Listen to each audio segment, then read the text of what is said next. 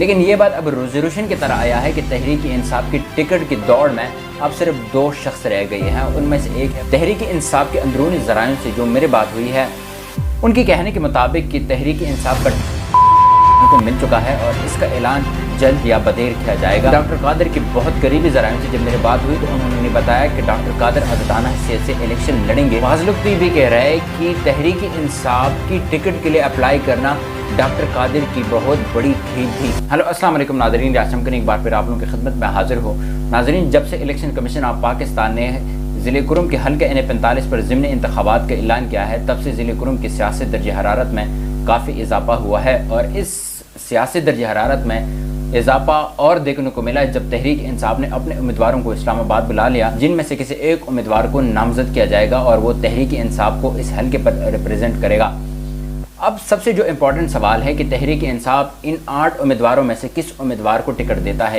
تو یہ سوال اب ہر شخص پوچھ رہا ہے، لیکن یہ بات اب روزی روشن کی طرح آیا ہے کہ تحریک انصاف کی ٹکٹ کی دوڑ میں اب صرف 2 شخص رہ گئے ہیں. ان میں سے ایک ہے ملک فخرزمان اور دوسرا ہے ڈاکٹر عبدالقادر.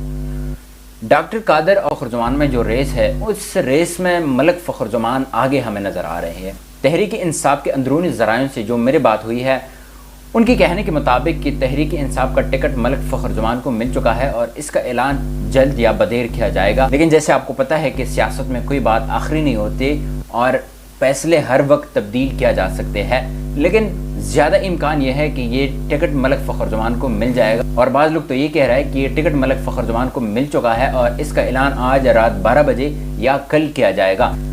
اب سوال یہ اٹھتا ہے کہ اگر یہ ٹکٹ ملک فخرزمان کو ملتا ہے تو ڈاکٹر عبدالقادر کیا کرے گا؟ کیا وہ آزادانہ حیثیت سے الیکشن لڑیں گے یا تحریک انصاف کے جو ممکن امیدوار ملک فخرزمان ہے اس کو سپورٹ کریں گے؟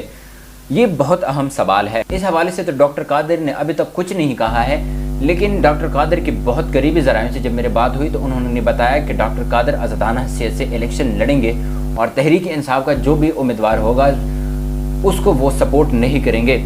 تو یہاں پر ایک ٹویسٹ سٹوری میں آتا ہے، اگر ڈاکٹر قادر تحریک انصاف کا جو نامزد امیدوار ہے اس کو سپورٹ نہیں کرتا، واقعی وہ پی ٹی آئی یا ملک فخرزمان کے لیے بہت بڑا مسئلہ ہو سکتا ہے. بعض لوگ تو یہ بھی کہہ رہے ہیں کہ تحریک انصاف کی ٹکٹ کے لیے اپلائی کرنا ڈاکٹر قادر کی بہت بڑی کھیل تھی، اور وہ کھیل کچھ یوں تھی کہ وہ تحریک انصاف کے جو ورکر ہے ان کو یہ دکھانا چاہتی تھی کہ میں واقعی تحریک انصاف کے ساتھ مخلص ہوں.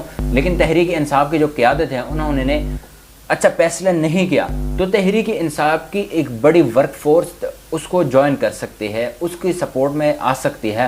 اور اس میں بہت بڑے بڑے نام ہیں جو میں سمجھتا ہوں کہ اس وقت بتانا مناسب نہیں ہوگا، وقت آنے پر میں وہ بھی بتاؤں گا کہ کون اس کو سپورٹ کر سکتے ہیں. اور ساتھ میں جو مرحوم منیرحان اورکزئی کی جو لیگیسی ہے، ان کے جو تعلقات ہے، ڈاکٹر قادر لازمی طور پر ان کو بھی استعمال کرے گا. اور جی آئی کی تو خاص کر بہت بڑی تعداد ڈاکٹر قادر کو لازمی طور پر سپورٹ کرے گا. آج جمعیت کی ایک بہت بڑی عہدیدار کے ساتھ میری بات ہو رہی تھی، انہوں نے مجھے کھل کر بتا دیا کہ اگر جی آئی اپنا کینڈیڈیٹ نامزد کرتا ہے اور ڈاکٹر قادر آزادانہ حیثیت سے الیکشن لڑتا ہے تو لازمی بات ہے کہ ہم ڈاکٹر قادر کو سپورٹ کریں گے. ڈسٹرکٹ کرم کی جو الیکشن ہے وہ خاصا کمپلیکس یا خاصا پیچیدہ ہوتا ہے. اس پر تجزیہ کرنا یا اس کے حوالے سے بات کرنا بہت مشکل کام سمجھا جاتا ہے. لیکن ڈسٹرکٹ کرم کے عوام پر اب ہم یہ فیصلہ چھوڑتے ہیں کہ وہ کس کو منتخب کر کے ایوانوں میں بھیجتے ہیں تاکہ وہ ان کو ریپرزینٹ کریں.